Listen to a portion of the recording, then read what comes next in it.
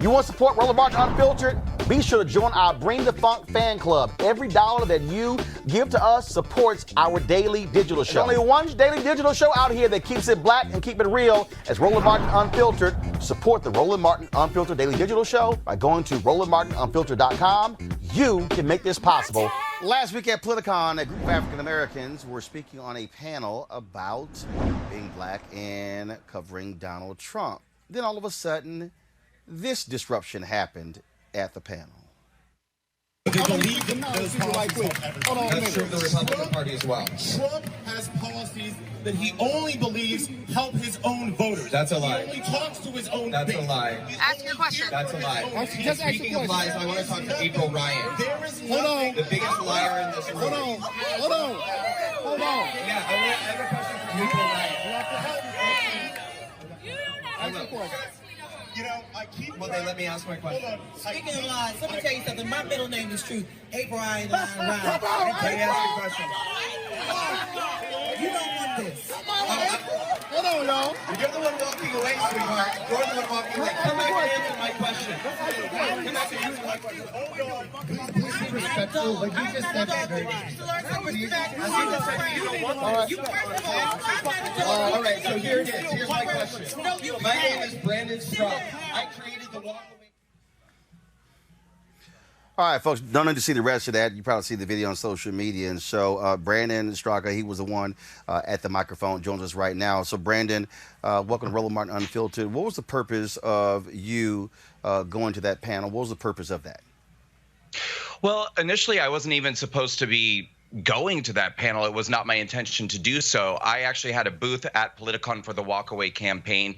Our booth was situated right next to where that panel was taking place. I had a number of people coming to my booth and saying, we're so upset, you should hear the things that are being said on this panel. I was like, what is the panel? What's going on? And people are like, no, you have to go hear it for yourself. So I stepped over, which was literally 5-10 steps away, and began listening. And within minutes, it was very clear what the panel was about. It was a anti-Trump supporter. It was just Trump bashing. So what were they saying? What were they saying?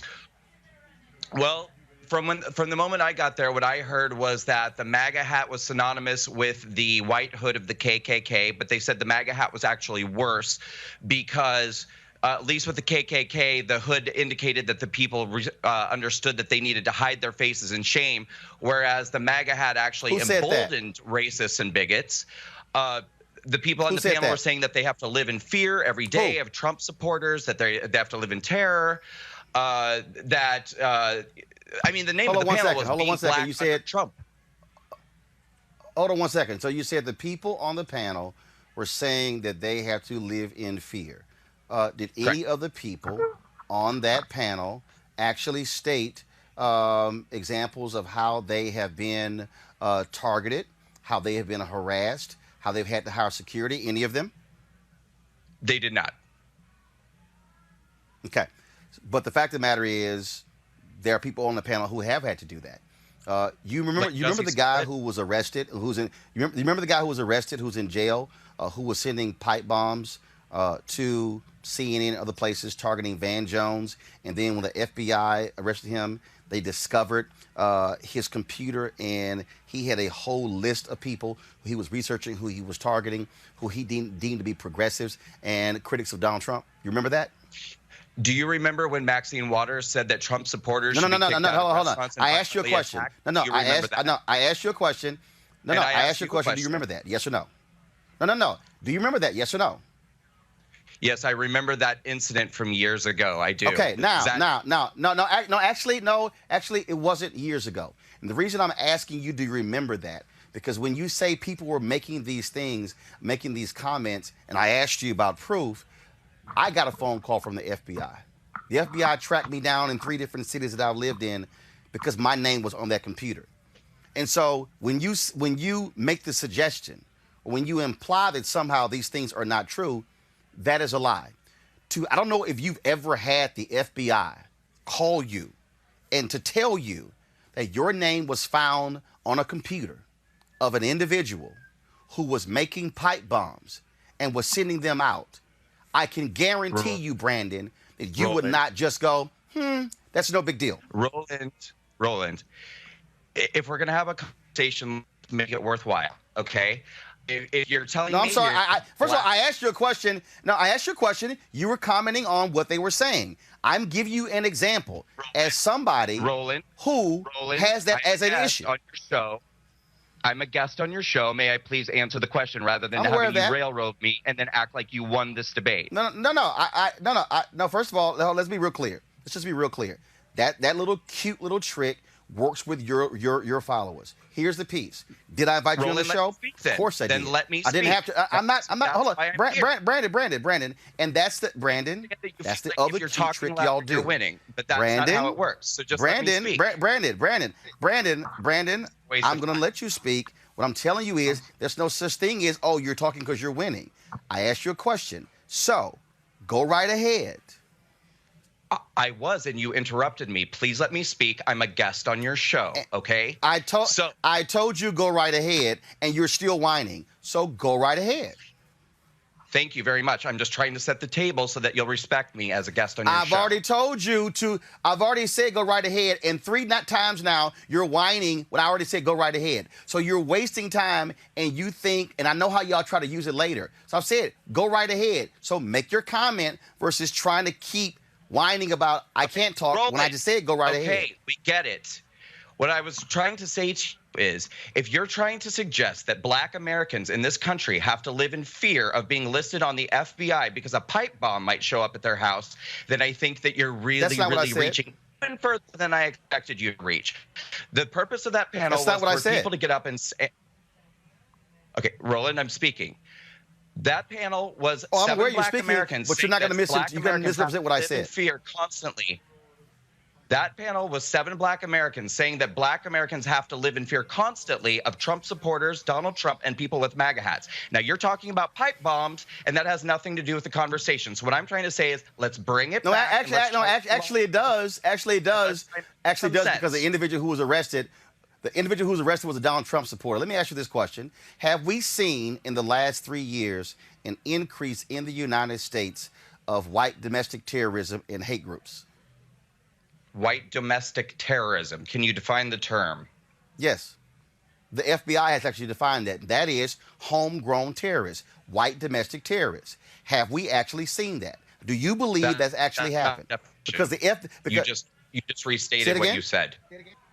You didn't provide a do you definition. believe? You just read No. First of all, okay, if you need me to explain to you white domestic terrorists, okay, the individuals who have gone to prison after what took place in Charlottesville, those are white domestic terrorists.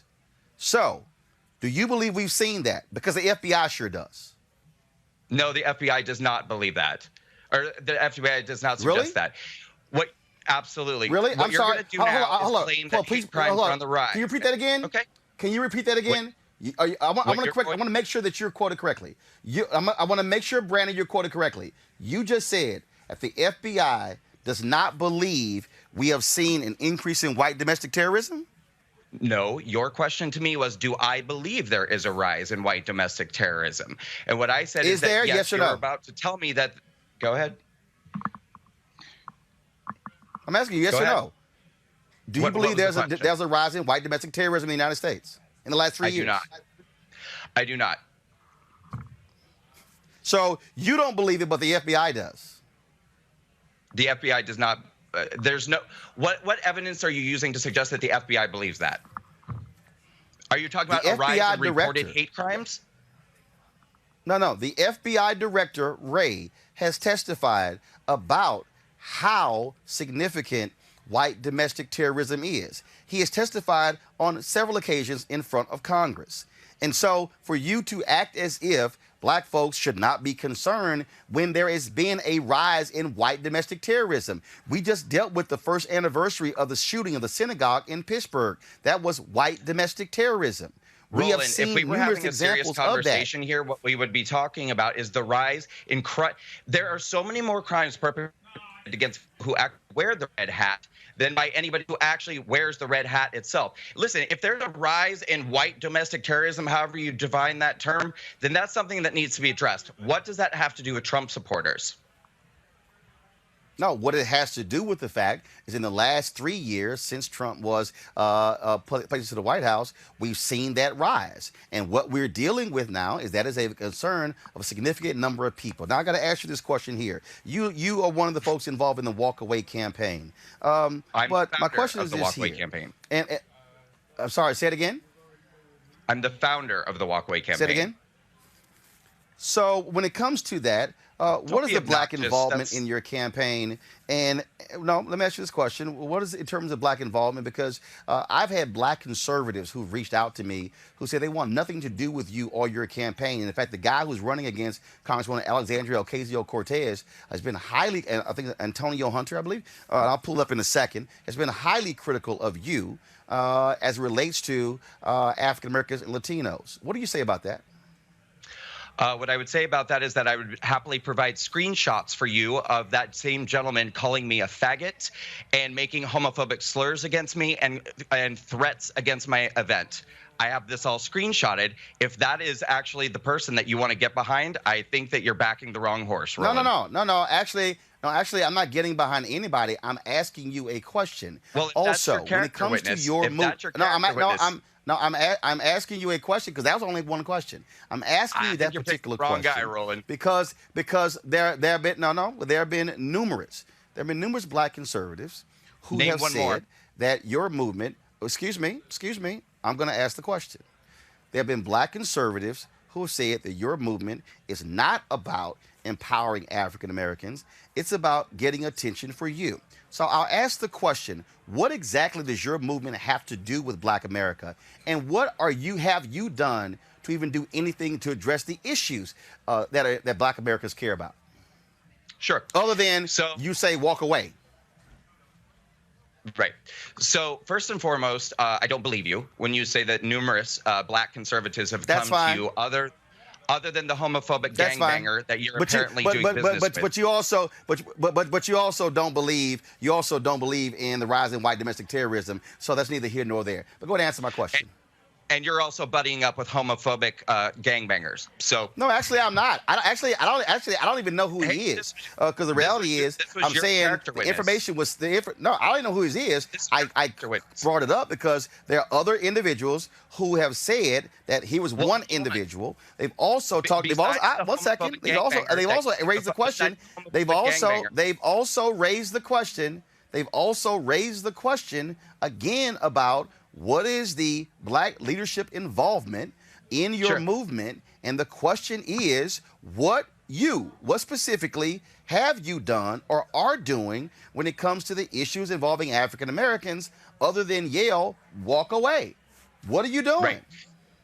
Okay, so first and foremost, the Walkaway campaign started off as a social media testimonial campaign, people creating videos and written testimonials. So one of the first things that we did was when we started to get an enormous vault of testimonials from Black Americans walking away from the Democratic Party, we created a documentary, a 35-minute documentary. People can watch it right now for free on YouTube. It's called The Great Awakening, Breaking the Chains of the Democratic Party. 20 Black Americans telling their stories of why they're walking away.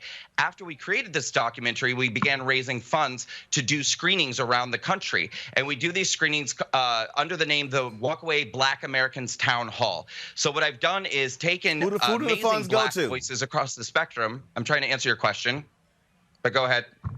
Who do the funds go to? The funds go to the Walkaway Foundation, and then they're used to do our events. I've never drawn a salary from the Walkaway campaign, not a single dollar. I've never paid myself a single dollar from the Walkaway Foundation.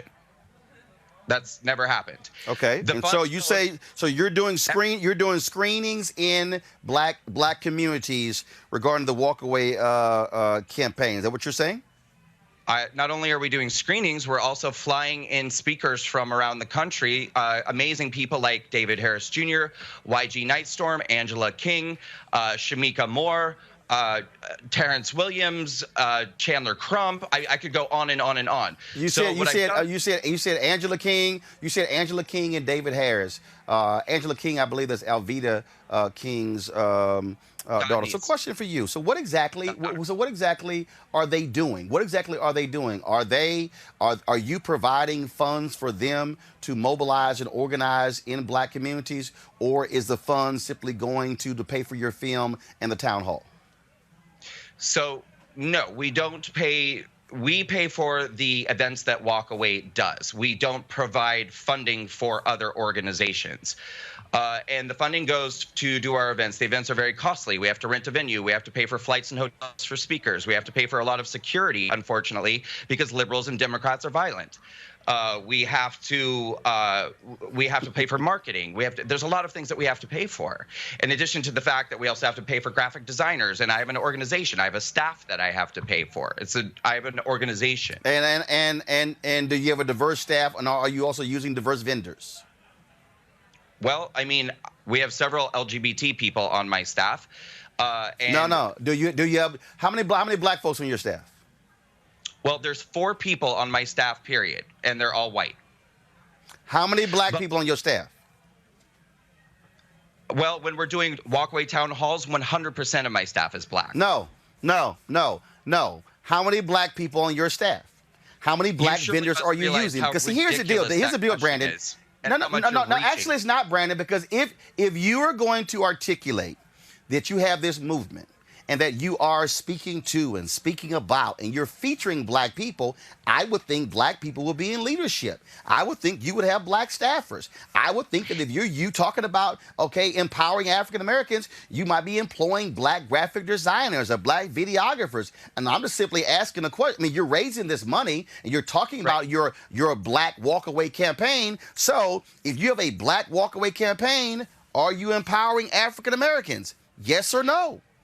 Yes, sir. A videographer is a contracted job, and many of my videographers are I'm aware of that. People. I have a company. Listen to me. When I'm researching the roles for my organization, which is to say executive director, a director of events, etc., I don't base the decision based off race. I base it off of talent. I don't care. I didn't say you base it on race. They are.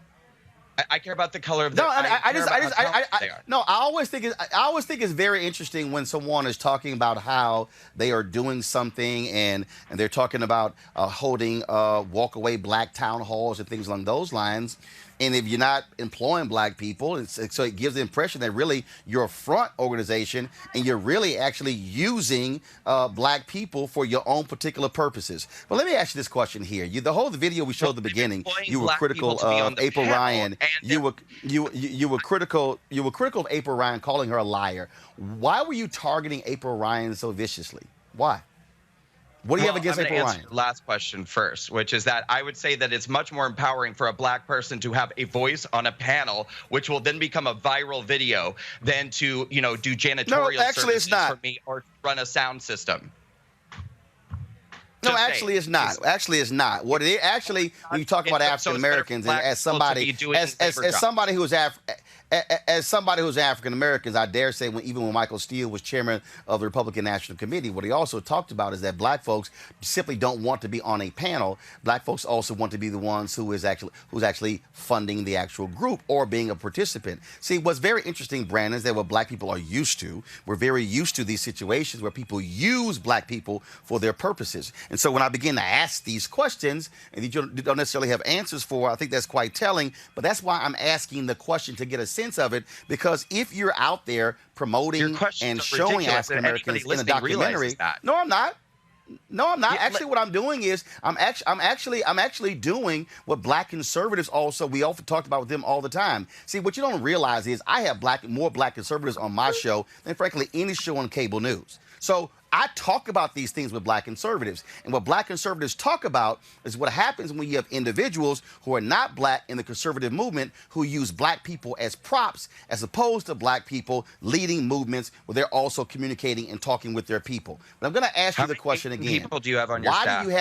Why do you have such a visceral... How many LGBT people do you have on your staff?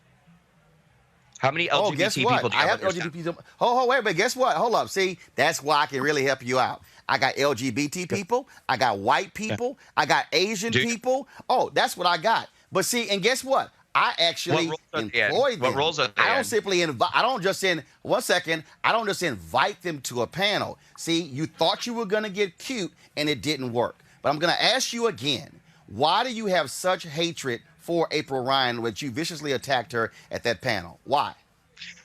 I don't have hatred for April Ryan, but what needed to be done was for April Ryan to be called out. Now, she, much like yourself, is a person who hides behind her race, and she also has the added benefit of hiding behind her gender. And so, no, yes, I don't. I don't hide behind my race. Yes, I'm real front and center.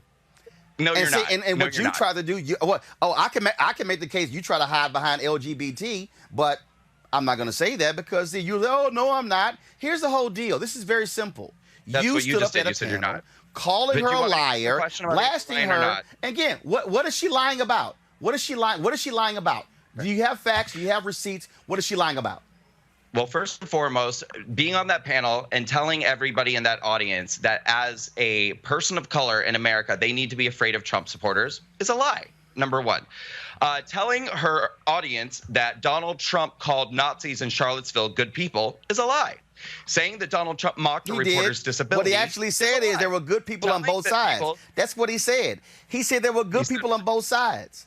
I mean, I know it's hard for you to have to own up to a fact, but he did. And even people in his administration, like Gary Cohn, disagreed with him. Even Senator Tim Scott disagreed with his comments. Okay, if we're going to talk about facts, Roland, then let's talk about facts. What else did he say that day? Did he also say that he openly denounces white supremacists? Did he say that, Roland? Because we're talking about facts. Actually, right? he was forced to do that. Then he was forced to then he tried to walk back his comments a day after. That's what you're dealing with. So you can sit here and play games, but we know what the truth is. But it's okay. No, you don't know what the truth is, Roland. You wouldn't know what the truth was if it came in and bit you. Because what happened was black conservatives, black Republicans. Donald Trump was saying that in Charlottesville, what happened was that there were people, in addition to white supremacists, Nazis, whatever, the bad guys that were there on that side, there were also people there who were there to protest the statues being torn down. You said the bad guys on our side? What side was that? No. I was actually trying to agree with you for a moment that there were people at Charlottesville. I'm just saying, what's our side? Who were open white supremacists and neo-Nazis. But there were also people there who were trying to protest the statues being taken down. Just as there were people on the other side who were there to protest white supremacists, but there was also Antifa. So there were good people on both sides, and there were really bad people on both sides. But Donald Trump did not say that who were the good people? Who were the good people on? Who were the good people on the side with the white supremacists? Who were those people? I'm saying that there were people there who were there to protest statues being taken down, who were not neo-Nazis or white supremacists themselves. And those people, were these the same people who were these the same people with their tiki torches who were making their anti-Semitic comments the night before the University of Virginia?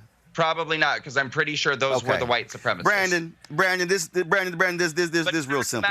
That is this here. Facts matter, Roland. It's real simple. That's very simple here. No. Facts do matter. And what we have that matters is that you have individuals who are very supportive of this president, who have some fundamental issues with the demographic changes happening in this country. And what I would dare say is that if you are trying to make an argument, that's very true. If you're trying to make an argument as to why folks should walk away, make a logical argument. But what doesn't make sense, and again, as somebody who has these conversations with black conservatives, I would dare say maybe you should have discussions with them. Maybe you should have real conversations about your approach when it comes to calling out folks like April and others, because somehow that's not actually going to get black folks coming to your side. It's not. What's going to what might appeal to black folks, if you're making a reasonable argument, that's what might make sense. Okay, but I hate to break it to you, Roland, but the problem is black people are coming to my side and black people are walking away, and I don't have to make up statistics because the testimonials speak for themselves. These the same? Donald Trump is polling at 1% among black people. How many are coming to your side?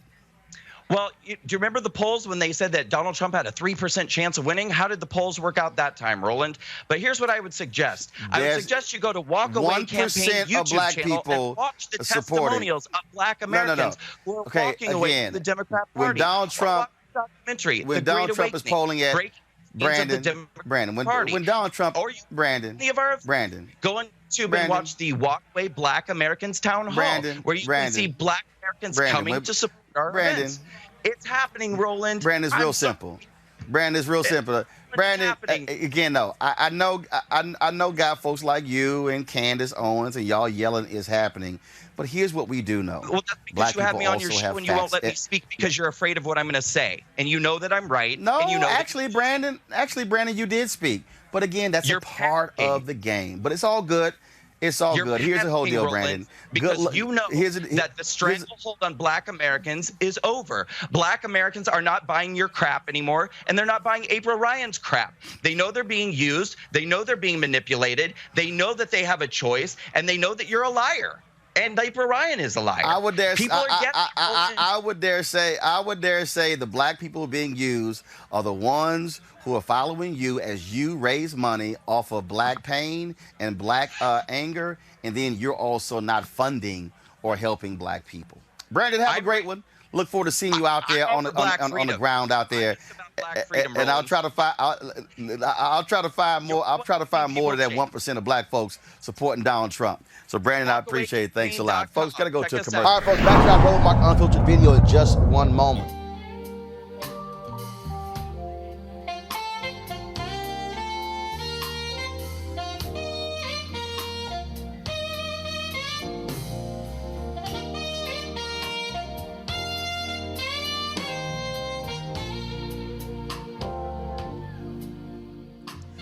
Yep. All right, folks. Luxe Jazz Experience taking place in Cabo, November 7th through the 11th next week.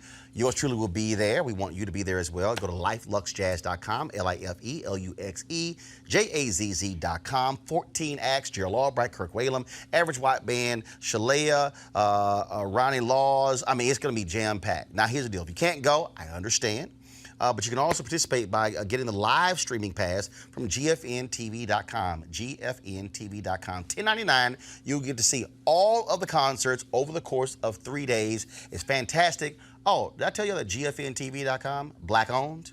Yeah, as well. And so also, Luxe Jazz Experience, black owned. The sister created this to provide an opportunity for African Americans who live in a lot of these cold states, even though climate change has screwed that sucker up, to opportunity, of course, to hang out in Mexico for 4 days and have a great time. I'll be doing Roland Martin Unfiltered there next Thursday and Friday from Cabo, but you can experience the concerts by going to GFNTV.com and getting your live streaming pass. So please do so, and we look forward to checking it out. Back to your Roland Martin Unfiltered video.